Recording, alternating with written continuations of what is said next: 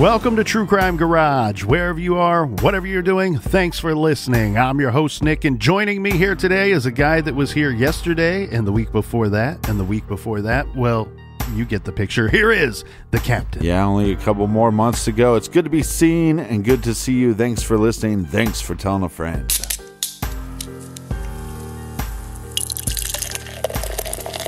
Today we are drinking 614 Lager by our friends over at Wolf's Ridge Brewing in beautiful Columbus, Ohio. 614 Lager is brewed to be clean, crisp, and refreshing, and guess what? Mission complete, because 614 Lager is light, smooth, crisp, and crushable. This is a light lager with good hops, garage grade 3 3/4 bottle caps out of 5, and a big cheers goes out to our friends that helped us out with filling up the fridge this week. First up, a cheers to Carmen, listening in her garage in Marshalltown, Iowa. And a big shout out to Susan in Charlotte, North Carolina. Next, we send a shout out to Nurse Melissa from Hooksett, New Hampshire. And a big We Like Your Jib goes out to Holly from Parts Unknown. Next up, Captain, we have Mary in Kearney, Nebraska. And last but certainly not least, a big cheers to Tyler H. in Chattanooga, Tennessee.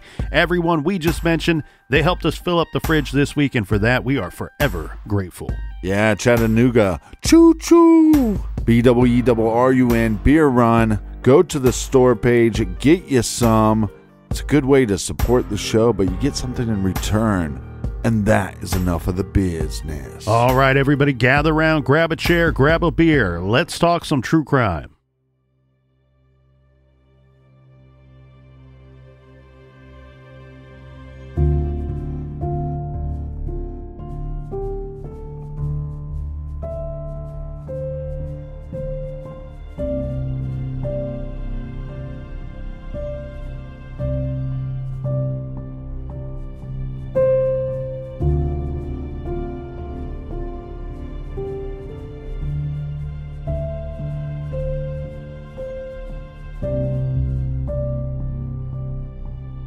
Here, Captain, is another interesting, scandalous, dirty deed conducted by Alec Murdaugh.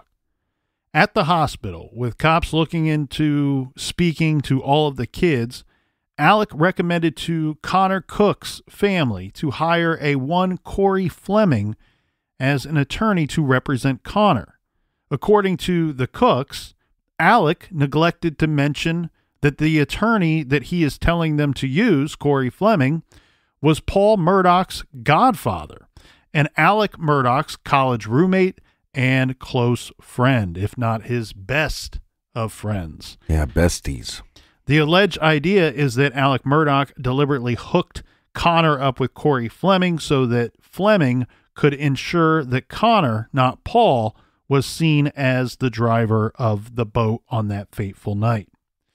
In 2021, attorneys representing Connor in Connor Cook versus South Carolina Department of Natural Resources filed for pre-civil suit discovery requesting depositions of a number of law enforcement officers. These were necessary because the court filings allege there was a conspiracy to cover up Paul's involvement in the crash and pin it on Connor. The petition adds that these deponents may have information regarding a conspiracy to misdirect the criminal investigation away from Paul Murdaugh and wrongfully shift the focus to Connor.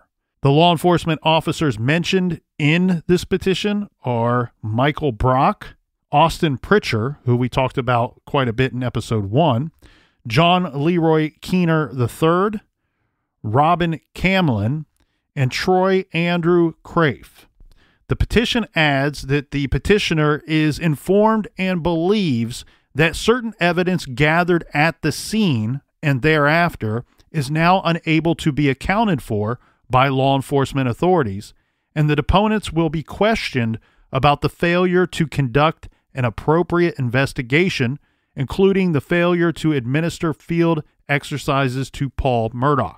In other words, the lawsuit alleges Alec Murdaugh set Connor Cook up with Fleming, who told him not to talk to the investigators as part of a campaign to ensure he was wrongly identified as the driver of the boat. Yeah, it's sad. They also allege that the officers failed to collect Paul's phone and failed to give field sobriety tests at the scene. Only after Connor fired Corey Fleming and obtained new attorneys and spoke to prosecutors was Paul Murdaugh charged. Well, that's interesting. He has to change his lawyers, shift his lawyers before we even see charges brought against Paul Murdaugh. Connor was told by Alec Murdaugh and Corey Fleming to keep his mouth shut, part of an orchestrated campaign to hold Connor both civilly and criminally responsible for the incident.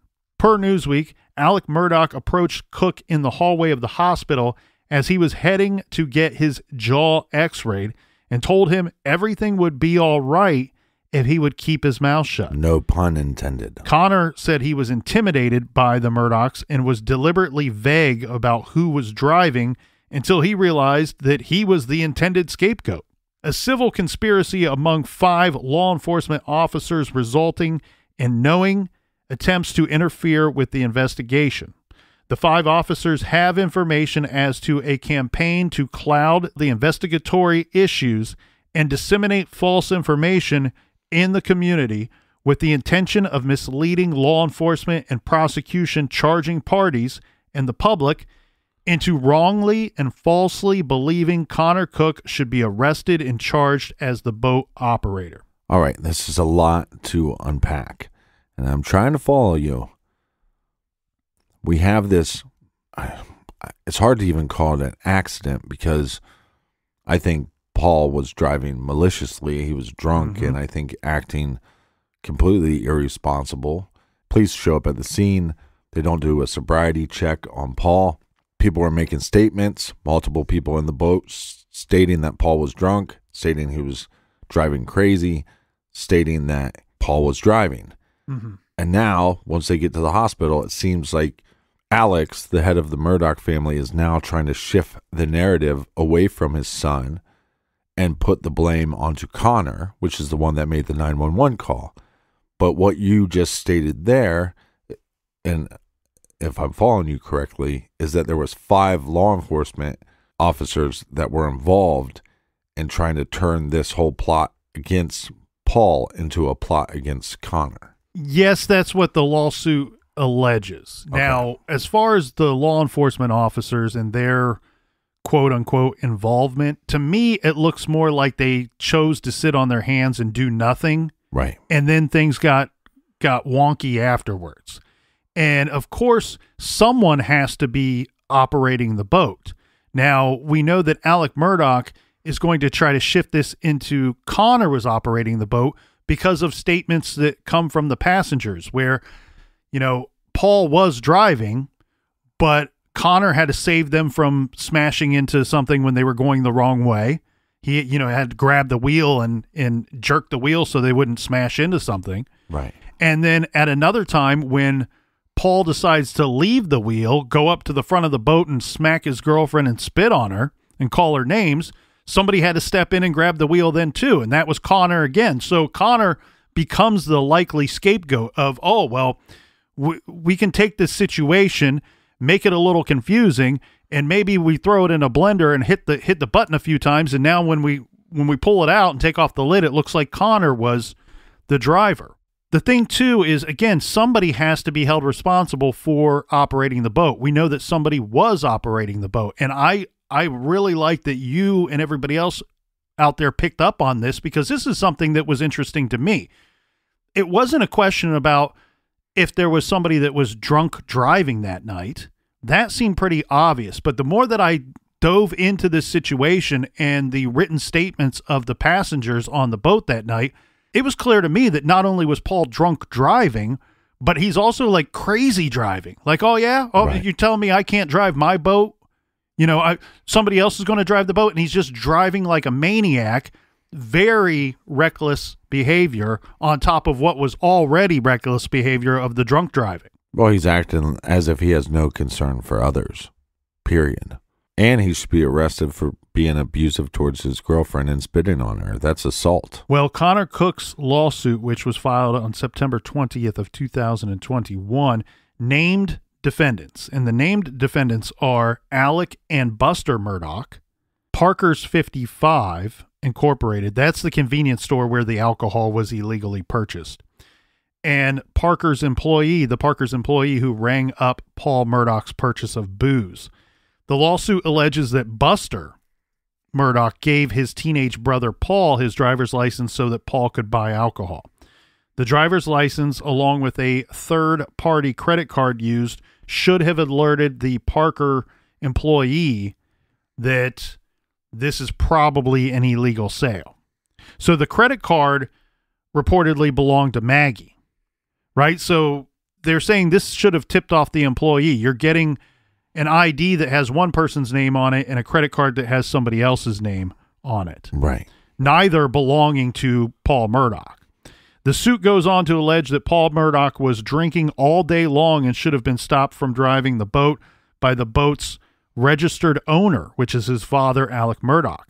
It maintains that Alec Murdaugh knew Paul was a habitual drinker. I mean, but his father's not going to be a father. As much as we dislike Alec Murdaugh, it's difficult to say that he's not intelligent. He's just a shitty person. He should be able to see the writing on the wall here. His son is a problem and continues to be a problem leading up to this horrible tragedy of the boat crash. Seems like this family is so greedy, and they probably spend a lot of their time focusing on trying to build wealth, that they don't spend time on trying to build character within their sons. They're spending too much time covering up their real character to build any character in the process. Yeah.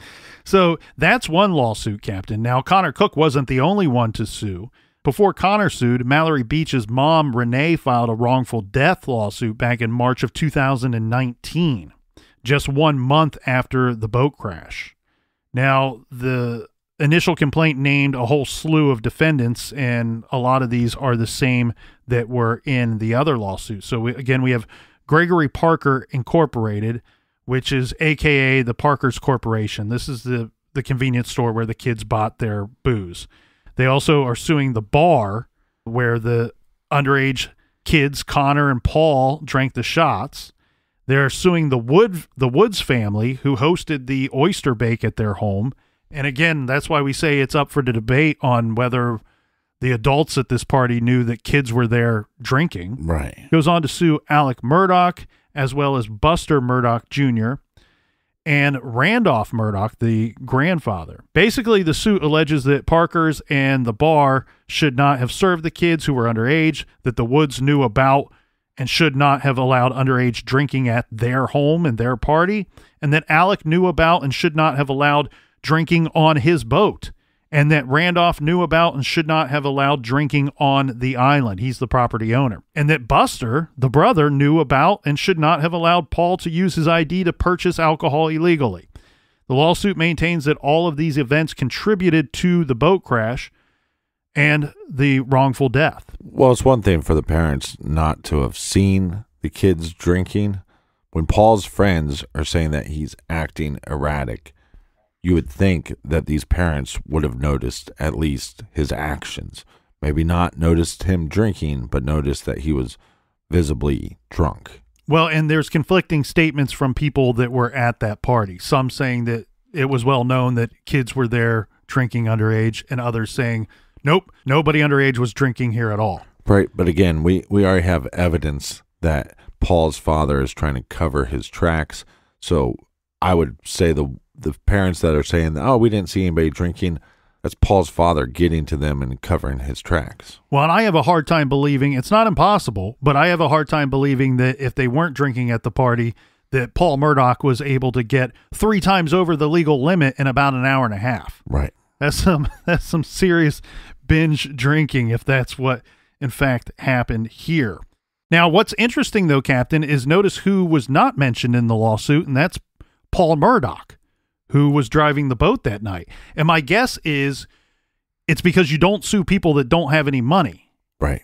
And so him being the youngest person on there and not a corporation, his name seems to be absent from that lawsuit. Now, after this suit was filed, Alec Murdaugh resisted turning over financial documents.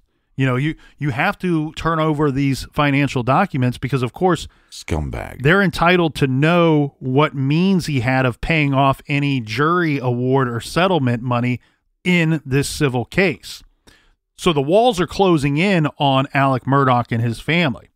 he and Maggie sold one of their homes in May of 2020. So it looks like, from the outside looking in here, Captain, it looks to me like things aren't great for them financially at this point. Well, it seemed at some point in this lawsuit that there might have been some negotiations to settle this, but at some point that ended. Yeah, and then there's also Paul's criminal trial, right, for killing Mallory. And, of course, COVID caused major delays. So as of June 2021, Paul was still awaiting a trial date to be set. He was facing 25 years in prison, but for now, he was out and about and living his normal life. And he's 22 years old at this point. He had completed his junior year at the University of South Carolina and was home for the summer when all hell broke loose. I just want to reiterate that Mallory Beach is not back in college, that she's not back to her regular life. Mm-hmm. On June 7th, 2020, at 10:07 p.m., Alec Murdaugh called 911. We tried to clean up the audio of this call as much as we could. The dispatcher's voice is very harsh, so you might want to turn down your volume just a little bit during this call.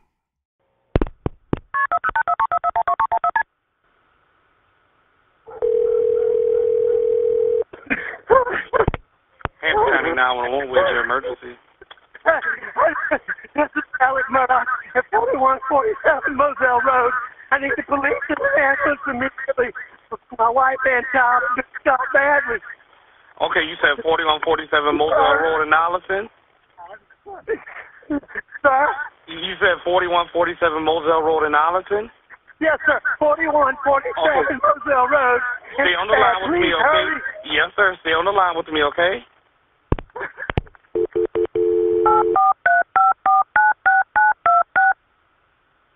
Yes. Hello? I'm still here. Stay on the line. I'm still here, okay? Carlton, I have an Alex Murdaugh on the line, caller from 4147 Moselle Road. He's advising that his wife and child was shot. Mr. Murdaugh, go ahead and talk to Carlton. It's 4147 Moselle Road. I've been up to it now. It's bad. Okay. Conner County Communications. Carlton, I have an Alex Murdaugh on the line, caller from 4147 Moselle Road. He's advising that his wife and child was shot. Okay, and sir, give me the address again. It's 4147 Moselle Road. I've been up to it now. It's bad. Okay. Okay, and are they breathing? No, ma'am. Okay, and you said it's your wife and your son? My wife and my son. Are they in a vehicle? No, ma'am. They're on the ground out at my kennel.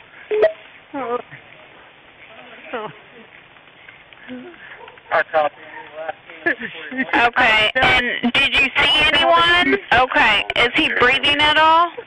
No, nobody. Is she? Okay, do you see anything? Do you see anyone in the area? No, ma'am. No, ma'am. What color is your house on the outside? What color is your house on the outside? It's white. You can't see it from the road. Okay, is it a house or a mobile home? It's a house. Okay, and what is your name? My name is Alec Murdaugh. Okay, and did you hear anything, or did you come home and find them? No, ma'am. I've been gone. I just came back. Okay, and was anyone else supposed to be at your house? No, ma'am.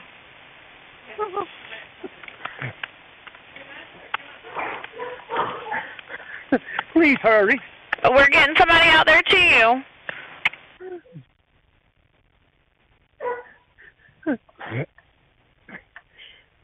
Oh. Oh, man. Oh.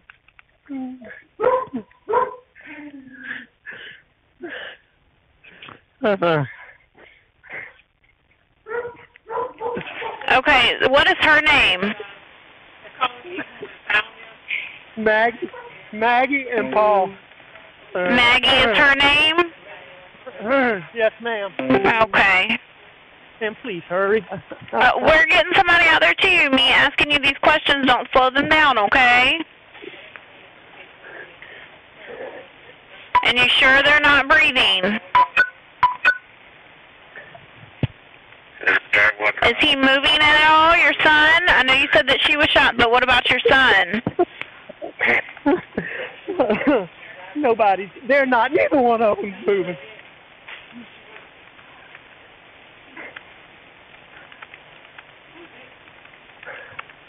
What is your telephone number? And does anything look out of place? Ma'am, not particularly, really, no, ma'am. Okay. Okay.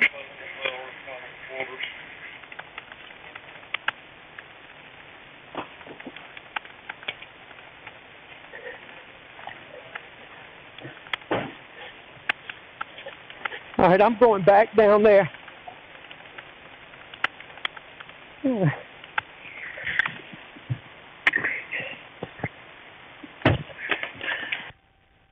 Are they close, ma'am? Yeah, they've been en route with you ever since you've got on the phone with me. I have multiple people coming out there to you.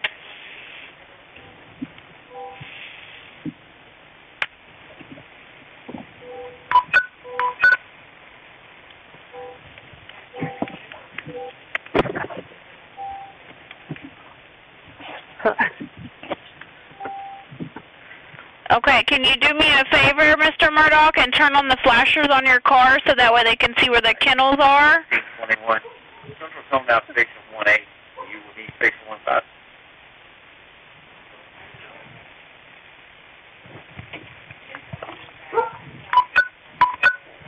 Do you have your flashers on for me, Mr. Murdaugh? Yes. Okay. I don't want you to touch them at all, okay? I don't know if you've already touched them, but I don't want you to touch them just in case they can get any kind of evidence, okay? I'd already touched them trying to get to see if they were breathing.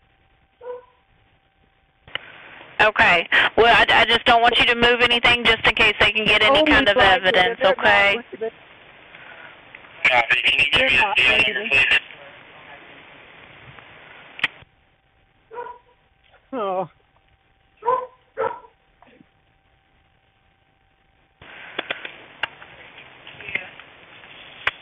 Ma'am, I'm going to call. I need to call some of my family. Okay. On this. Well, do me a favor for me. Whenever you see the officer or the medics, because they're all coming to you. Absolutely. Okay. But we have them come in, turn on the flashes on your vehicle so they can see you, okay? You got the flashers on for me? I do. Okay. All right.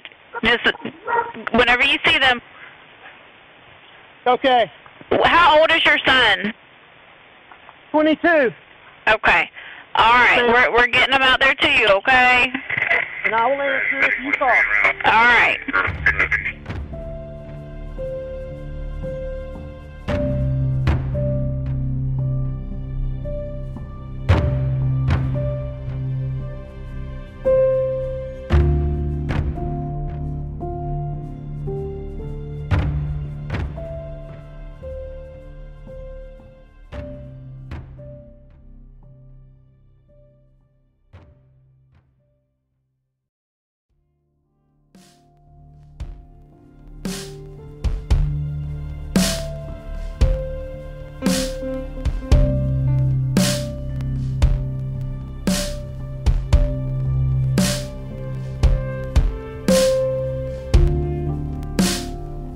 All right, we are back. Cheers, mates. I'm back. He's back. We're all back. Cheers to the people in the front And on the sides. and the back. As you heard, we can hear a distraught sounding Alec Murdaugh. He's gasping, trying to tell the 911 dispatcher that he needs police and ambulance immediately. His wife and child have been shot badly. Please hurry. I'm not going to go through the entire call there, but some key points there. He states out that neither of them are breathing when he found them. and the dispatcher asks him not to touch the bodies. He says, I've already touched them to see if they were breathing. He distinctively says that he just got back, that he was previously gone. Yes. So the call lasts about 6.5 minutes, and the sheriff's office was dispatched immediately. They arrive about 20 minutes later. They called in SLED at 10:28, and agents from SLED arrive on scene at 11:47.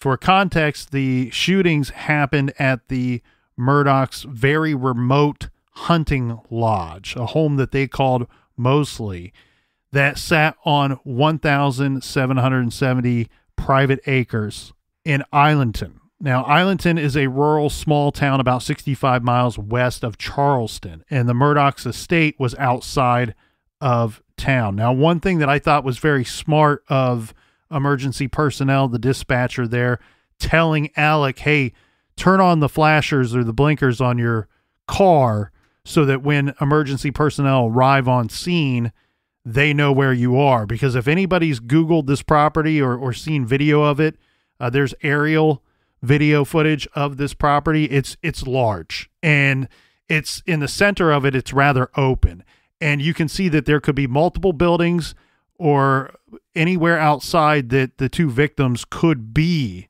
when personnel's arriving on the scene. And of course, even though Alec Murdaugh says, hey, they're not breathing, we want to get to them as fast as we can and try to save lives. So I thought it was very smart of the dispatcher to recommend putting on the flashers. Well, and they also don't know if the shooter is still there. Correct. And so this identifies him, not only where the bodies are, but identifies him as the person that called and possibly not the shooter. That's one thing that I kind of called into question too. Alec Murdaugh seems to be of zero concern if the shooter or shooters are still there. Yeah, very good point. And it's like, well, does he know that they wouldn't be there, or is he just so distraught from the scene that that's of little to no concern? That's not even a thought that's managed to make it to his head yet. And I don't have the information, but I also, when you're questioning that, to me, it's, well, how many entrances and exits are there to this property?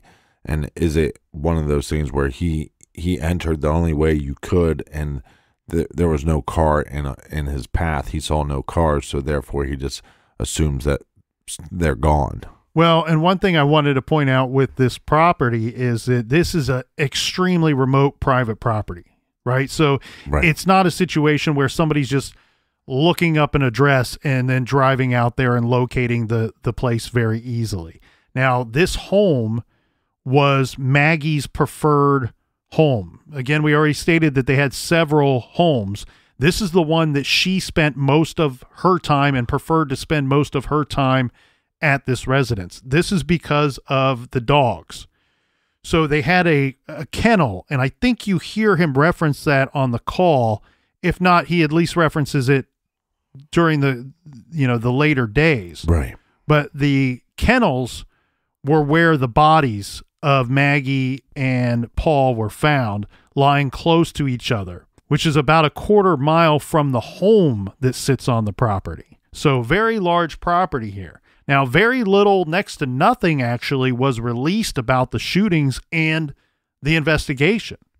Officers with the Colton County Sheriff's Office reported that they had discovered several shell casings at the scene and that Maggie and Paul were killed by different firearms. But then they handed over the investigation to SLED, which is now being sued by multiple media outlets for not complying with FOIA rules. Now, SLED stands for, it's the South Carolina State Law Enforcement Division. We have discussed SLED here on the show many times in the past, but for those unfamiliar, the primary mission of the State Law Enforcement Division is to provide quality manpower and technical assistance to law enforcement agencies and to conduct investigations on behalf of the state as directed by the governor and the attorney general. Now, of course, SLED has done a lot of really great work on several cases that we have discussed. Definitely. but specifically, they did absolutely groundbreaking gangbusters work in the mid-'80s on the Sherry Smith and Deborah Helmick cases that we covered here. And don't forget the Gutierrez case that they just made an arrest in. They made that arrest in North Carolina, but they made it because SLED reopened the investigation. So I won't be handing out the same critique as we did for the other agencies, as SLED has certainly earned a high level of garage cred here. But here is what we have gathered as for what went down in this Maggie and Paul mother-son double homicide situation. This is coming from FITS News. They reported that authorities believe Paul was killed with a shotgun and that his mother was killed with a semi-automatic rifle. The Wall Street Journal has the most information, reporting that according to the death certificates, Paul was shot in the chest and head, according to a person close to the investigation. He was shot at close range with a shotgun. We also learned that Maggie was shot multiple times, including in the back with a different gun, and cases of a type of ammunition known as 300 Blackout were found nearby. This according to two people close to the situation. Adding that the Murdaugh family owned an AR-15 style rifle that can use that type of ammunition, but it was not recovered at the scene or turned over for inspection. That's a little suspicious. So the media has published these unsubstantiated reports, but official statements are few and far between. Reports submitted to the court backing up SLED's heavy redaction of police reports indicate that at least one firearm was seized at the scene. FITS News says that at least one of the weapons used in the shooting belonged to the family. It also reports that casings were recovered, and sheriff's deputies were seen searching a swampy area near the property.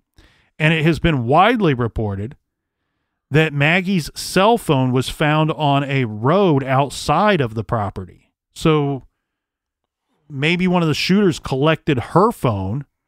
Seems odd, though. Maybe both phones, but collected her phone and just tossed it out the window as they drove away from the scene. Possible. It does seem a little odd, but not if you want to prevent somebody from calling 911 and saving their own life so they can testify against you later in court. Yeah, good point. One of the Murdaugh's extended family members used Find My iPhone to ping it so police could locate it. That's how they located the phone. Finally, FITS News reports that redacted police reports about the scene indicate that there was a third party at the scene when police arrived on the scene. This person's name has not been released to the public. Interesting that they're not calling them a witness or a suspect. My guess is maybe that this person was on the property. You did say it's a large property and had no knowledge that the crime took place at the time that the crime took place. And then they don't want to name the individual because they don't want people jumping to conclusions or pointing the finger and saying that that person is a suspect. Well, and the other thing here, Captain, is we got to keep in mind that this property, you know, they had the dog kennel there. This was also like a hunting, an outdoorsman type property. So there were a lot of guns on this property. Makes me wonder if there was like trail cams. Well, and I always wonder too, when you have people that have this kind of money and this kind of property, this just happened recently. We're not talking about a case that was 20, 30, 40 years ago. Right. I don't understand why people don't up their security game and have some cameras of their own and other things in place when you have the means to do so. Yeah, this portion of the show is brought to you by Simply Safe. That's right. Now, the thing here, though, is the reason why I'm pointing out that the Murdaughs had a lot of guns on this property is because it sounds very suspicious when you say, all right, well, we're hearing from somebody a bit of a rumor that one of them may have been shot with a gun that was owned by the Murdaughs.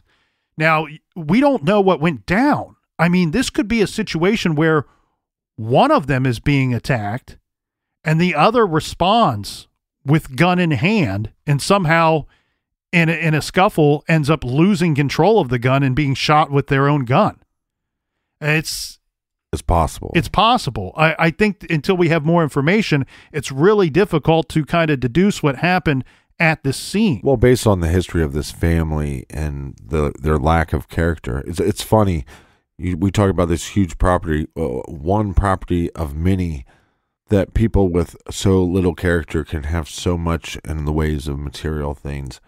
But my first question becomes, okay, well, this father is not to be trusted, even though he's the one calling 911. It's like, do some tests to see if he fired any firearms that day. Well, let's continue on through some of the official stuff, and then we'll get into some of the things that we were able to find and uncover. The Colton County coroner made the official identification of the bodies of Maggie and Paul, and that they were killed by multiple gunshot wounds in the double homicide. That's their official statement. They died sometime between 9 and 9:30 p.m., but police made a statement to the effect that there was no danger to the public, but also saying that they had no suspects. Well, we've seen this movie before, right, Captain? We're being told by law enforcement that there's no danger to the public, but we don't have any suspects. Right. Well, if you don't know who did this, how do you know that there's no danger to the public? How do we know that this wasn't just a random act of violence or some kind of thrill kill? There's 2 people dead by gunshot.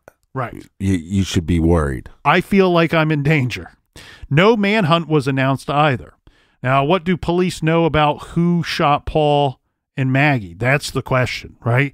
Even if they're not publicly announcing a suspect, do they actually have a suspect and believe that these 2 were targeted, or one was targeted for any number of reasons? And just because there's 2 types of ammo doesn't mean that there were 2 different shooters. It just means that there were 2 different weapons. Again, a shooter could have brought one firearm to the scene, and then somehow one of them comes to defend themselves or defend the other with a gun in hand. A Murdaugh comes with gun in hand, right, and ends up getting the gun turned on them somehow. Well, everybody, of course, is going to want to know, what is Alec Murdaugh's alibi? Where was he before he arrives home to this bloodbath? I find it very suspicious that he's pretty clear that I just showed up. I wasn't here before. Yeah, I get it. And I think it's suspicious too. The problem with Alec Murdaugh is, let's say he's completely innocent in this situation, in this one particular situation. And then he becomes a victim himself. And unfortunately, he had to arrive home to seeing the worst thing you can imagine, your wife and child dead. The problem with him is he's such a shady character. Right. That you cannot look at him without giving the old stink eye in any situation. Stinking pink. Yep. That's right. Because he's just, again, he's such a shady character. You feel like you cannot, if his lips are moving, that's how you can tell he's lying. That's the kind of guy that I peg him as. But to play devil's advocate, it's really hard to know how you'd react. I'd hate to have something tragic like this happen, and then my 911 call is going to be scrutinized by anybody. But with all that said, my speculation is it seems like he's kind of playing to the crowd with this call. And you're such in shock, but you're telling the people you have to go because you have to call other family members. Right. Yeah, I didn't like that one bit. But the other thing, back to him pointing out that he just arrived on the scene himself, you wonder, like, is that him going out of his way to say, hey, look, I just got here. I was gone, by the way. Or is it just him letting the emergency operator know, I cannot offer up any more information. I just arrived on the scene myself. Now, his alibi, and it seems like he's got a pretty good one here. This is according to the Wall Street Journal, says that on the evening of the shooting, Alec Murdaugh was with his father at the hospital, Randolph, who was very sick. Remember, we think Randolph is a little shady too. In fact, Randolph is 81 years old on this day. And old Randolph Murdaugh ended up passing away from natural causes just 3 days after Maggie and Paul were murdered. So to say that he was sick seems to be easily confirmed. He was at a Savannah hospital and was quite ill, the father at this time. I'm guessing law enforcement checked out his alibi because the hospital would have had surveillance cameras. It would be difficult for Alec Murdaugh to be lying about his whereabouts. to use this as an alibi and for it to be false, a false alibi. And Alec Murdaugh, if you haven't seen him, and again, a lot of these photos we'll post on our website at truecrimegarage.com or Twitter, Facebook, Instagram, all that stuff. We try to post some pictures from the case onto the social media sites. So if you're not following us, follow us there.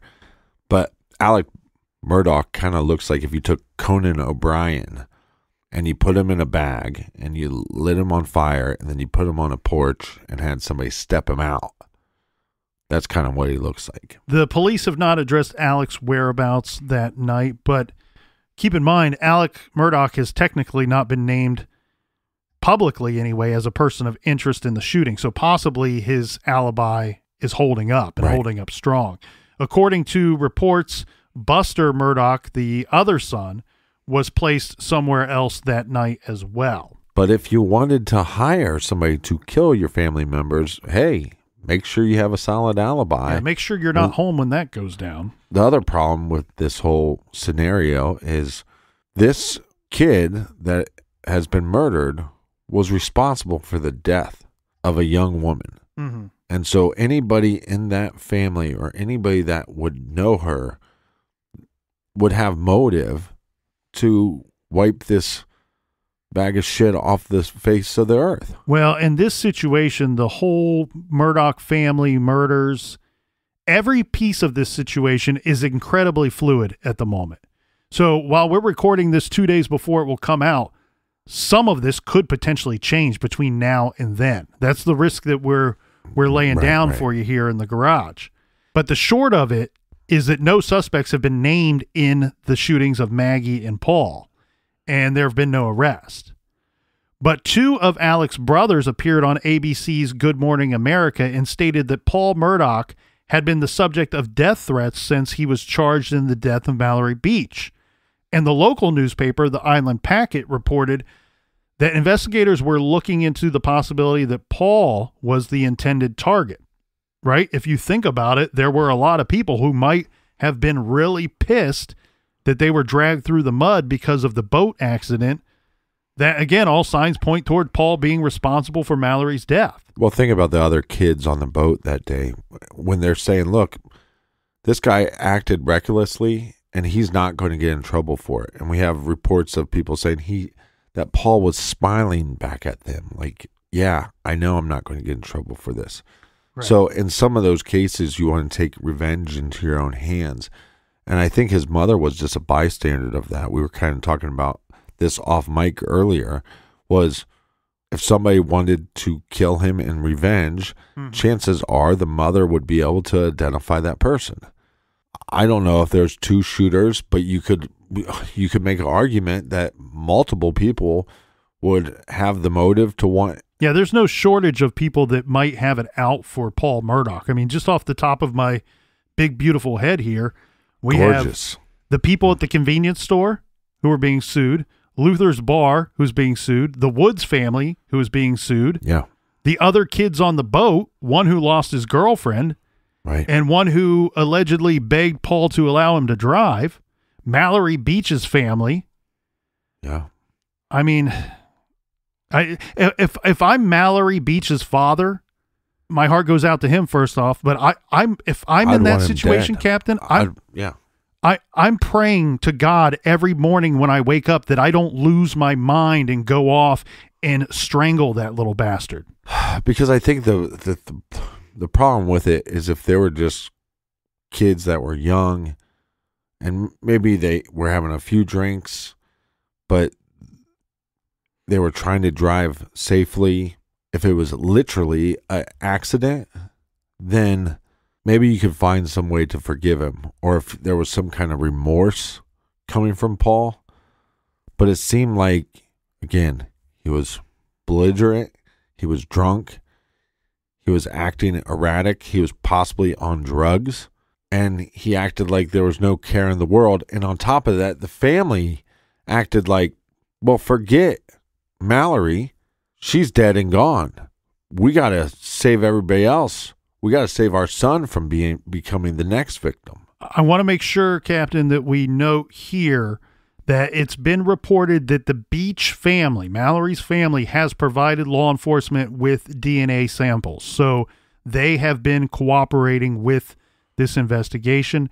And the other thing, though, that we need to keep in mind is I gave you a list of people, but there are several other families that might want revenge against the Murdaughs. Right. That have obvious motives for murder, and we have not even got to them yet. So you see what happens when you have a lot of power and you're not a good person or persons, well, then you create a lot of enemies. And sometimes when the sun goes down and things get dark and quiet, those enemies come a-calling. This case has so many twists and turns, and like I said, it reminds me of Boys on the Tracks in the sense of that there's crimes upon crimes upon crimes.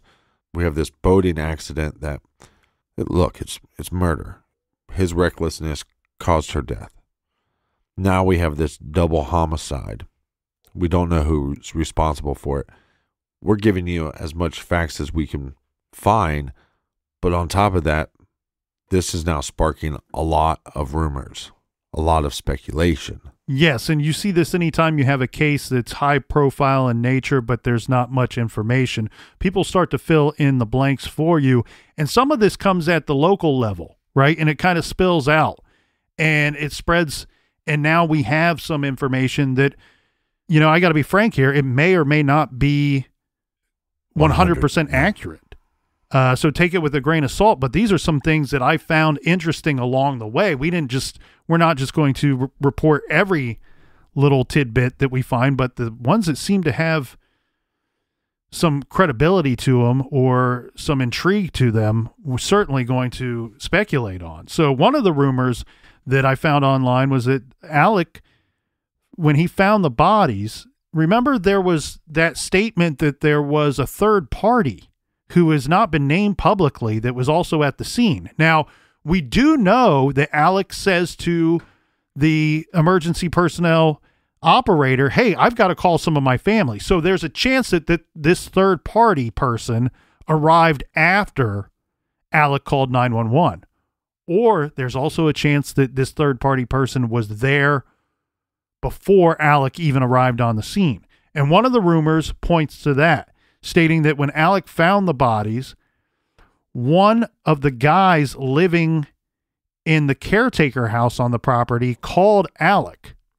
This was Rogan Gibson. Now, Rogan's got a brother named Brody. So the thought is that one or both brothers were staying at the caretaker house on the property. Rogan called Paul to take a photo of his dog for him. His dog was in the kennel with the Murdaugh's other dogs, as it had an injured tail. The Gibsons were allegedly the new caretakers of this property. So they're taking care of the property and they're living there. Right. There are rumors that at least one of the Gibson brothers was at the shooting scene with Alec when police arrived. All of the police reports have been heavily redacted, so again, we cannot confirm if this is true or not. Right. And there's also reports on people arriving after the shootings. Right. So that's where things get tricky. Could it have been one of these Gibson brothers or both that were already on the scene? Or could it be one of these situations? Because we have people close to the investigation that are saying the following, that one of Alec's brothers, remember we talked about the two brothers that went on Good Morning America, one of them claims that they arrived 15 minutes after Alec called him, which was after he called 911. And we know that Alec said, I have family that I have to call. Another situation, too, is that the other brother says that he arrived on the scene 30 minutes later after his brother called him. So now these guys, the brothers, would be arriving on the scene after Alex called 911 and after law enforcement presumably are already there on the scene themselves. Well, it seems like Paul's brother has an alibi that he was in North Carolina at the time. Right. Again, that's unconfirmed, but we don't know what his alibi is. Again, it seems to be a situation where his alibi might be strong, should be holding up.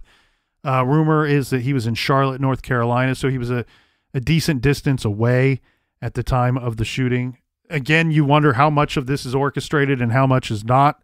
It's a very, very confusing and fluid situation here with this case. And the boat accident, as far as, let's call it a boat murder.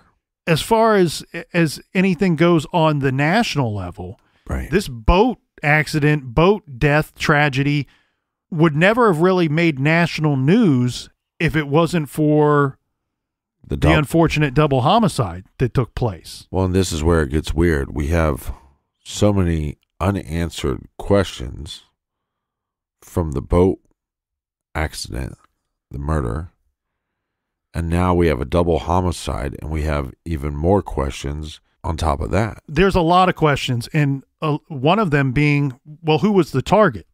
If this was not a thrill kill, if this wasn't a random act of violence, well, then one or both of these Murdaughs were the target. Yeah, I lean towards the idea that Paul was the target. Obviously, he was a part of this accident / murder, however you want to look at it, but it was his actions during that, his recklessness, the fact that he doesn't seem to be remorseful, seems like he thinks that he can just walk on water. So if he is the target, then I believe then the mother is just secondary, just to make sure she's not an eyewitness. Well, and that's what gets tricky, right? Because there's no question here that Paul, based off of his general arrogant, annoying asshat personality, that he would have his fair share of enemies. His mother, Maggie, on the contrary, seems to have been generally liked by everyone. One thing that we don't know, though, is the life insurance policy situation seems to be confusing. I've not been able to find confirmation if there was life insurance money on either of these two victims. It's been reported by one of the Murdaugh family's attorneys that there was not life insurance policies on either Maggie or Paul. But again, I hold that into question, seeing how secretive the Murdaughs are with all of their financials to begin with. But again, here, Captain, it just really boggles the mind. Could Maggie have been the target and then Paul is collateral damage, or Paul was the target, Maggie's collateral damage, or did somebody have it out for the Murdaughs in general and just was willing to take out the whole family? But we have two that survive because they happened to not be there that night. Right. This family's actions and family members' actions have put other people into grief. The revenge would be, hey, I want you to feel my pain. And shortly after the murders, Alec Murdaugh himself offered up $100,000 in reward money for information leading to the arrest of whoever killed Maggie and Paul. As a result of the murders of Maggie and Paul, the whole can of past worms got reopened. And now we have 3 people dead, hundreds of questions, and we're just getting started.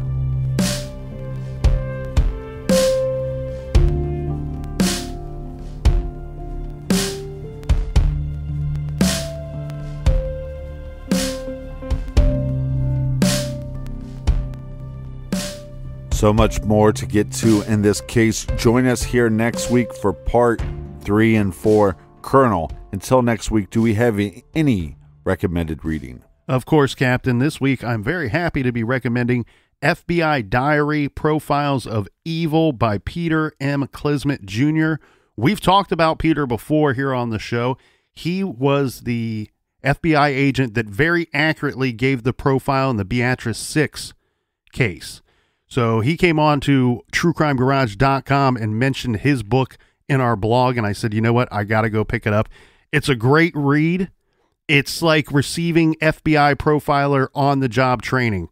He's walking you through how he learned in the cases that he worked over the years. So make sure you check out FBI Diary Profiles of Evil by Peter Clismet Jr. You can find that great title and many more on our recommended page at truecrimegarage.com. And until next week, be good, be kind, and don't litter.